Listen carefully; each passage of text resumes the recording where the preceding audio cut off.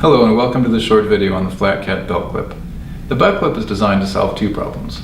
The first is what to do with your slingshot when you're not shooting it and you're out walking. Back pocket is a fine solution until a branch grabs your bands and pulls it out of your pocket, or your backpack hits it, or you're climbing over something and you lose it, and you may not realize it until it's too late and you'll never see your slingshot again.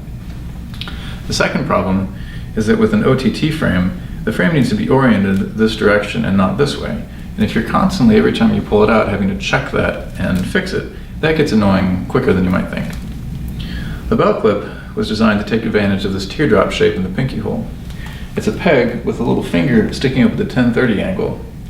And what you do is you take it from your shooting position, you just move your pinky and ring fingers without losing your grip, and you slide it on like that. You bring your hand up to the belt, which is going to be about in normal position, slide on and drop it. Once it's on, no matter how hard you pull on it, it can't come off. It's fastened onto your belt with a loop over the top so that it can't be pulled off.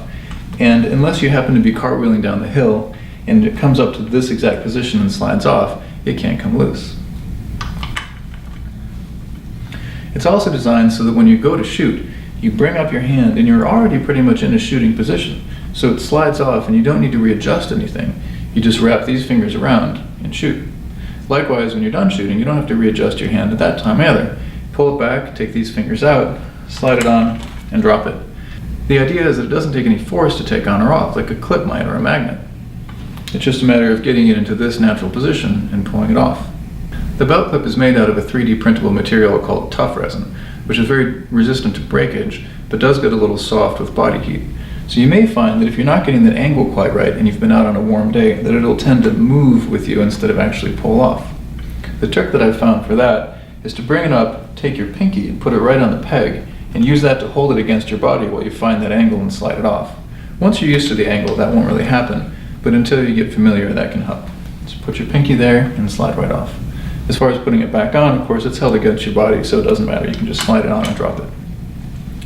Now, if you don't want these dangling, because you either don't want them to catch on branches or you don't want people to see that you're carrying a slingshot, you can take the pouch and put it into this little holder right here. Some pouches are thicker than others.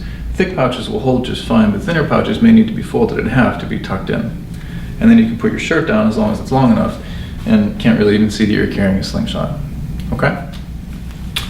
Well, that's about it. Thanks for watching and have a good time.